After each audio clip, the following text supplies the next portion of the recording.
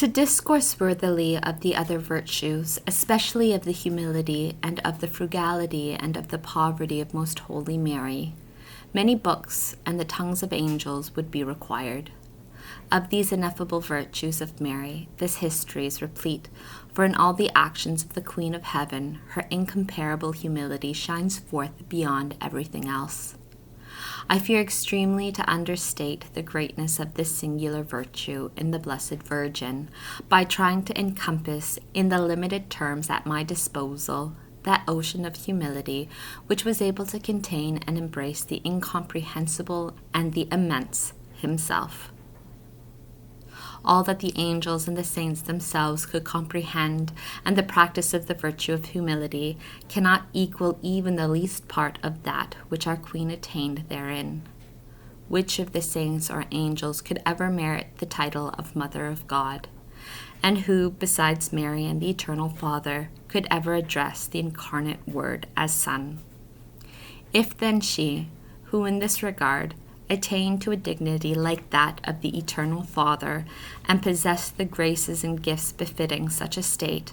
reputed herself as the last of all creatures, and all the rest as her superiors, what fragrance and odor of virtue did this humble spikenard exhale for the delight of God, while she bore in her womb the King of Kings?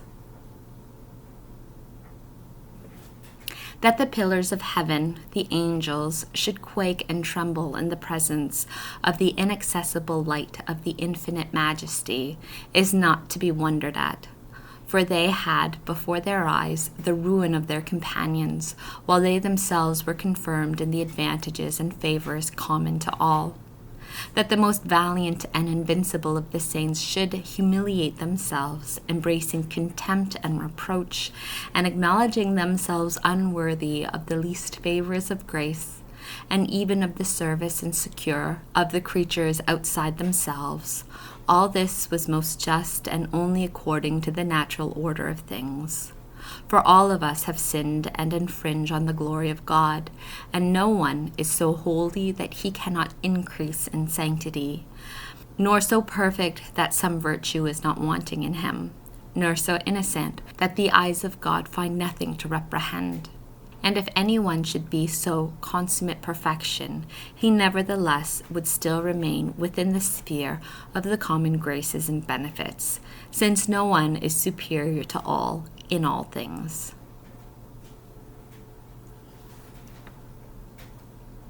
But just on this account, the humility of the most pure Mary was without example and without equal. For though she was the dawn of grace, the pure beginning of all creatures, the superior over them all, the prodigy of the divine perfections, the center of His love, the sphere of the omnipotence of God, who called God her Son, and was called by Him His Mother, she nevertheless humbled herself to the lowest place in all creation. She, who enjoyed the highest position, exalted above all the works of God, so that no higher position was left for a mere creature, humiliated herself so far as to judge herself unworthy of the least estimation, distinction, or honor, not even of such as would befit the most insignificant of the rational creatures. Not only did she deem herself unworthy of the dignity of being the Mother of God and of all the graces connected therewith, but she did not esteem herself deserving of the air she breathed, of the support the earth gave to her footsteps, of the sustenance derived from it, or of any service or kindness at the hands of creatures. Of all things she considered herself unworthy, and she gave thanks for all, as if she were really so undeserving. In order to say all in a few words, that a creature should not seek the honor which does not belong to it, or which for some reason it does not merit, is not such a great humility, although the Most High, in His infinite kindness, accepts it and considers Himself under obligation to one who practices it in that way.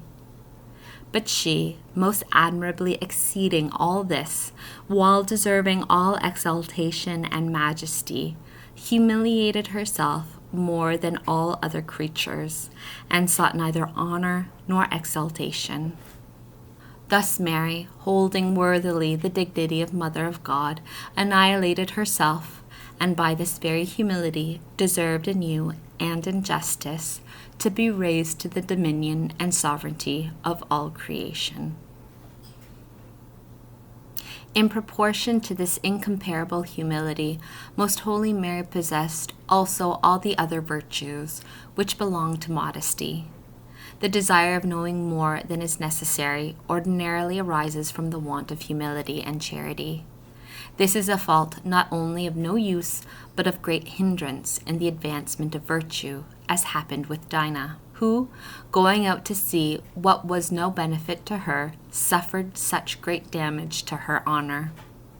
From the same root of proud presumption usually also springs superfluous ostentation and finery in outward dress, and also the disorderly behavior in gesture and carriage, which serves sensuality and vanity, testifying to the levity of the heart according to the saying of Ecclesiasticus.